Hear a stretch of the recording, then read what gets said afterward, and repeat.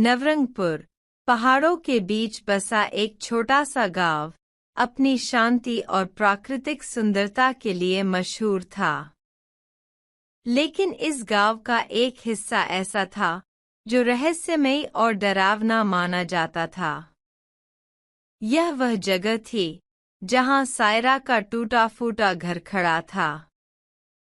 सायरा की कहानी गांव के हर बच्चे से लेकर बड़े तक को पता थी, लेकिन किसी ने उसे जानने या समझने की हिम्मत नहीं की। सायरा गांव के सबसे अमीर परिवार की बेटी थी।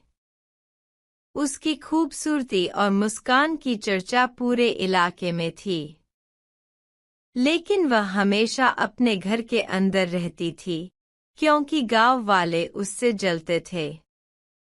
उसके परिवार की अमीरी और सायरा की प्रतिभा गांव के लोगों को खटकती थी। एक दिन गांव में चोरी हुई। कुछ लोगों ने झूठा आरोप सायरा पर लगाया। बिना कोई सबूत या सफाई सुने गांव वालों ने उसके परिवार को अपमानित किया और सायरा को गांव से निकालने की धमकी दी। सायरा के पिता इस अपमान को बर्दाश्त नहीं कर सके। उन्होंने गांव वालों से माफी मांगी, लेकिन गांव वाले तब तक अड़ चुके थे। सायरा अपने परिवार की प्रतिष्ठा को टूटते हुए नहीं देख सकी। एक रात उसने अपने कमरे में जाकर खुद को खत्म कर लिया। अगले दिन उसकी मृतदेह उसके घर के अंदर मिली। गांव के लोग कहने लगे कि सायरा की आत्मा गांव के लोगों से बदला लेना चाहती है। तभी से उसके घर को सायरा का घर कहा जाने लगा। सायरा के पिता इस अपमान को बर्दाश्त नहीं कर सके। उन्होंने गांव वालों से माफी मांगी, लेकिन गांव वाले तब तक अड़ चुके थे। सायरा अपने परिवार की प्रतिष्ठा को टूटते हुए नहीं देख सकी। एक रात उसने अपने कमरे में जाकर खुद को खत्म कर लिया। अगले दिन उसकी मृतदेह उसके घर के अंदर मिली। गांव के लोग कहने लगे कि सायरा की आत्मा गांव के लोगों से बदला लेना चाहती है। तभी से उसके घर को सायरा का घर कहा जाने लगा। गांव वालों ने उसे चेतावनी दी, सायरा के घर मत जाना। वह जगह अपशकुनी है। जो भी वहां गया वह या तो पागल हो गया या वापस नहीं लौटा। लेकिन रोहन ने इन कहानियों को अंधविश्वास समझा। उसने फैसला किया कि वह सायरा के घर जाएगा और सच्चाई का पता लगाएगा। एक रात चांदनी में नहाई घाटी के बीच रोहन सायरा के घर पहुंचा। घर टूट चुका था, दीवारें जर्जर थीं और खिड़कियां अजीब तरह से हवा में झूल रही थीं। घर के अंदर जाने से पहले उसने चारों ओर देखा।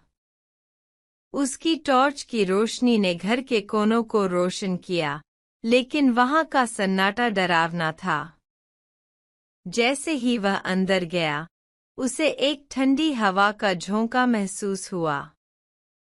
कमरे में एक पुराना दर्पण रखा था और दीवारों पर सायरा की पुरानी तस्वीरें टंगी हुई थीं। हर तस्वीर में सायरा मुस्कुरा रही थी, लेकिन उसकी आंखों में एक अजीब सा दर्द था। तभी रोहन को एक धीमी, दर्द-भरी आवाज सुनाई दी, कोई है। उसकी रीढ़ की हड्डी में सिहरन दौड़ गई, लेकिन उसने साहस बटोरकर कहा, मैं यहाँ तुम्हारी कहानी जानने आया हूँ। क्या तुम सायरा हो? आवाज धीरे धीरे तेज होती गई। तभी एक कोने से एक परछाई उभरी। वह एक महिला की आकृति में बदल गई।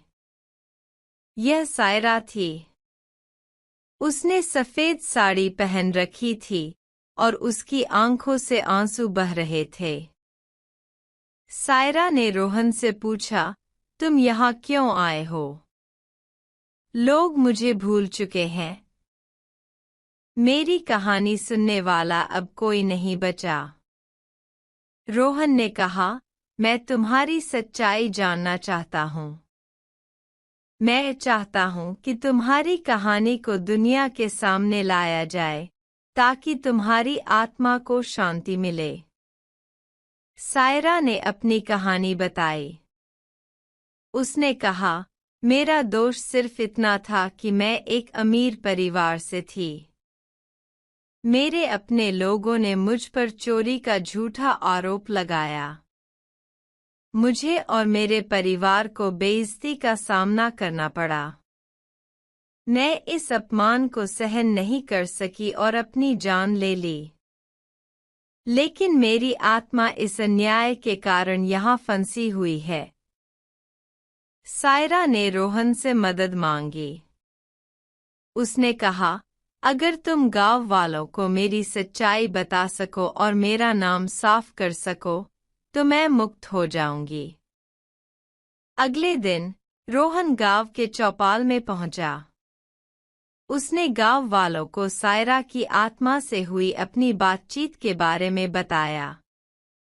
पहले तो गांव वाले उसकी बातों पर यकीन नहीं कर रहे थे, लेकिन रोहन ने उन्हें सायरा के घर में रखे पुराने दर्पण और तस्वीरें दिखाईं। गांव के बुजुर्गों को अपनी गलती का एहसास हुआ। उन्होंने माना कि उन्होंने बिना सबूत सायरा को दोषी ठहराया और उसका जीवन बर्बाद कर दिया।